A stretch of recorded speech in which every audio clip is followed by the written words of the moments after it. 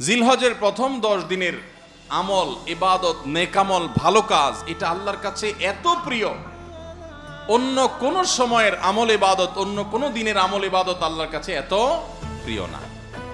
বান্দা এই 10 দিনে নেকামল করলে আল্লাহ তাআলা যত খুশি হন, অন্য কোন সময়ের নেকামলে আল্লাহ তাআলা এত সন্তুষ্ট হন। জিজ্ঞাসা করা হলো, কিলা ওয়ালাল জিহাদু ইয়া রাসূলুল্লাহ।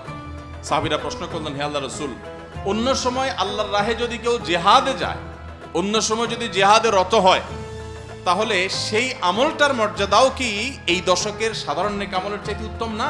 ওটা তো জিহাদ, জীবন বাজি রাখা। এই সময়ের সাধারণ নেকামলের চাইতে অন্য সময়ের জিহাদটাও কি উত্তম না?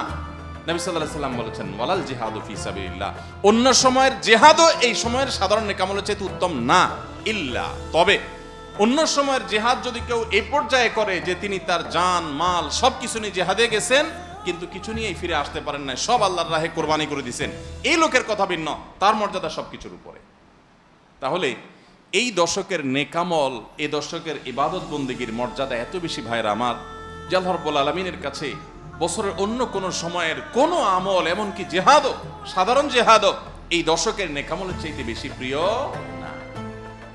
এই হাদিস থেকে, বুখারীর এই হাদিস থেকে আমরা কি বুঝলাম? যে এই দশক আল্লাহ সুবহানাহু ওয়া তাআলার কাছে ইবাদতের দশক, নেকামলের দশক, মর্যাদার দশক, ফজিলতের দশক। আল্লাহ রাব্বুল আলামিন এই দশকের কদর করার তৌফিক আমাদের সবাইকে দান করুন।